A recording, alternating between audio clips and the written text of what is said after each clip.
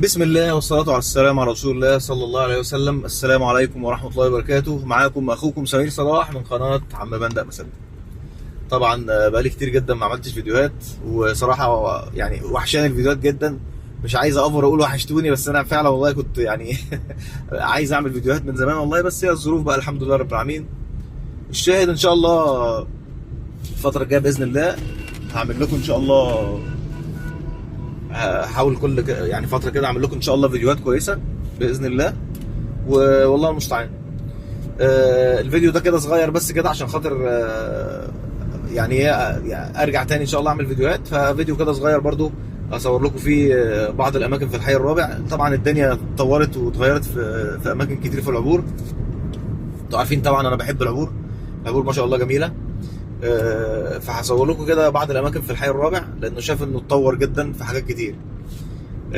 وان شاء الله هقول لكم الفيديو الجاي ان شاء الله هقول لكم برضو ان شاء الله هنعمل ايه. احنا كده ماشيين في خط 10، وطبعا برضو الدنيا اتطورت في اماكن كتير. هنخش كده ايه اوريكم التطورات، بعض التطورات اللي حصلت. ده صينيه ميدان مصطفى النحاس. ده احنا كده ما بين بوابه 7 وبوابه 8. ماشي، هنخش شمال كده على الحي الرابع. ادي يافطه اهي، الحي الرابع والحي الثالث والرابع. ماشي. في اماكن طبعا ما شاء الله اتسفلتت كده في الحي الرابع زي ما انتم شايفين واللاند سكيبنج بقى، الجناين والشجر والكلام ده. وطبعا ده بعد ما بيخلصوا الغاز. لكن للاسف بقى دلوقتي بيعملوا حاجه مش لطيفه. الجهاز يعني بيعملوا ايه، بقى لهم فتره يعني مش كبيره. بيعمل ايه بعد ما يخلص الغاز؟ المفروض كان بيسفلت الشارع كله وبيظبط بقى الرصيف والجنان ومش عارف ايه. دلوقتي ما بيسفلتش كله، بيسفلت بس المطبات اللي اتعملت. طبعا دي حركه مش حلوه خالص، وطبعا مأثره على شكل الشارع وشكل الدنيا كلها. وطبعا الشارع مبقاش نظيف بقى زي ما اتسفلت كله زي ما احنا شايفين كده. هوريكم الفرق. ماشي، احنا كده جنب جاردينيا. طبعا جاردينيا واحد دي احنا عملناها فيديو قبل كده، ولغايه دلوقتي لسه تخيلوا فيها حاجات لسه ما خلصتش. المول لسه في حاجات ما خلصتش فيه. طبعا محلات فتحت في المول، لكن في حاجات لسه زي ما انا شايف كده ايه برضه لسه ما خلصتش. يعني كان في عماره اخيره دي تقريبا اتعملت اهي، والمول لسه ايه في شويه توضيبات وكده، وفي محلات فتحت يعني. بس فاوريكم مثلا هنخش المكان ده مثلا. ده مكان ايه بعد ما الغاز اتعمل، ده من فتره برضه الدنيا بقت فيه جميله. بصوا ما شاء الله اللهم بارك، الشجر والرصيف والجناين والكلام ده.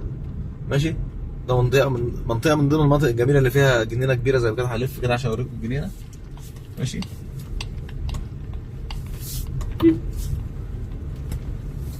دي الجنينه الكبيره ما شاء الله والفيلات اللي فيها. فدي كده متسفلته والدنيا زي ما انتم شايفين كده.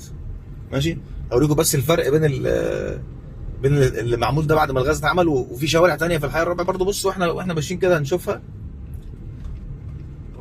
هنشوفها، نلاقي ايه الفرق بقى كبير طبعا بين اللي اتعمل كده من فتره واللي بيعملوه دلوقتي. ايه بقى؟ بصوا اما نخش كده شمال هنشوف المنظر مختلف تماما. فطبعا الشوارع اللي اتعملت بقى يعني يا بختهم واللي ما اتعملتش. بصوا كده بيعملوا ايه المطبات. بصوا المطبات اللي احنا هنخش فيها دي كده، ده المطب بيروحوا ايه محفرينه كده مسويينه، وبعد كده ايه طبعا بقاله كتير، بقاله كام يوم، وبعد كده بيروحوا مسفلتين المطب بس.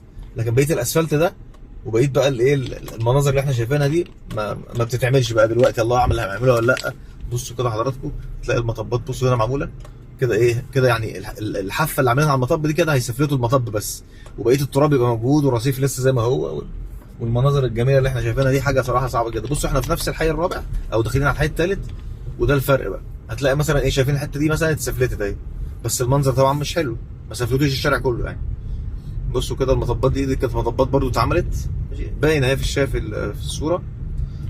بصوا حضراتكم يعني الشوارع دي ايه، دي بقى فرق كبير. بصوا الشارع التراب فيه تراب والمطبات هي اتصلحت. بصوا حضراتكم المطبات اللي جايه دي المطبات بتاع الغاز اللي هي متصلحه دي. لكن المفروض كان بيعمل ايه، كان بيشيل الاسفلت كله القديم ويسفلت بقى كل الشارع. فطبعا بتبقى نظافه والرصيف بيتعمل من جديد والكلام ده كله. زي مثلا ايه، بصوا حضراتكم الفرق. هنخش مثلا على الشارع اللي جاي ده كده برضو اتسفلت كله. ماشي، في مثلا الملف ده كده ما اتسفلتش. نخش كده ده كده ايه متسفلت كله. اللي في وشنا ده على شمالنا كده نادي سيتي كلاب، وده مسجد ملك الملك. الشارع اللي في وش ده برضه صلحوا المطبات. لكن مثلا الشارع زي ده كده اتسفلت كله، عملوا الرصيف والجناين ماشي. وادي ايه الاسفلت ما شاء الله، الشارع اتسفلت كله بكامله. فطبعا فرق كبير جدا في النظافه والشكل وكل حاجه ما بين ايه ان انا سفلت الشارع كله، وان انا ايه اسف في اللفظ يعني الترقيع اللي هم بيعملوه ده اللي هو ايه يسفلت المطبات بس. هل في خطه بعد كده مثلا ان هو يسفلت الشارع؟ بس ما اعتقدش يعني، حتى لو في خطه مش هتبقى قريبه خالص يعني، اعتقد هتبقى بعيده جدا يعني. الشاهد يعني فده كده احنا طلعنا من الحي الرابع اهو على الثالث، وده خط 10 تاني. ودي بقى المولات اللي هي كرييتيف. طبعا في مولات كتير اسمها كرييتيف في كذا حته، وده من ضمن الايه المولات اللي هي كرييتيف اللي هي في الحي الثامن. برده هنا بيغيروا الايه، شالوا الرصيف وبرده هيسفلتوا، بس ما اعرفش هل المنظر برده هيفضل التراب ده ولا لا. وادي كده المولات اهي ما شاء الله، محلات كتير فتحت. ده كده الحي الثامن خط 10. احنا كده سيبنا بوابه 8 وما شاء الله الدنيا برده اختلفت هنا كتير، محلات كتير فتحت ما شاء الله. الحته دي بقى فيها زخم جامد يعني، بيظبطوا بقى الرصيف وهيعملوا يوترنات وحاجات كده. وطبعا دي الايه اللي جايه دي المستشفى بقى لها كتير جدا، بقى لها مثلا بتهيألي بقى لها بتاع 7 سنين ولا حاجه. والله ما بقى لها كتير جدا بقى مستشفى، كاتبين عليها يافطه ان هي مستشفى عام، بس لسه لغايه دلوقتي ما خلصتش، معرفش مطولين فيها كده ليه. يعني الشاهد انا مبسوط برضو ان انا الحمد لله رجعت اعمل فيديوهات تاني، ومبسوط بلقائكم طبعا، وان شاء الله نتقابل كتير باذن الله على خير. ان شاء الله الفيديو الجاي هحاول اعمل على العبور الجديده، برضو فيها تطورات كتيره. هعمل لكم الفيديو الجاي ان شاء الله على العبور الجديده قريب جدا ان شاء الله، عشان تبصوا بص على التطورات الجديده. وفي ناس كتير عايزه تشوف العبور الجديده بقت عامله ازاي. الفيديو اللي بعده بقى في منطقه انا كنت رحتها كده، كنت اتكلمت عليها قبل كده، بس يعني فيها حاجات كتير كويسه ان شاء الله هتبقى يعني.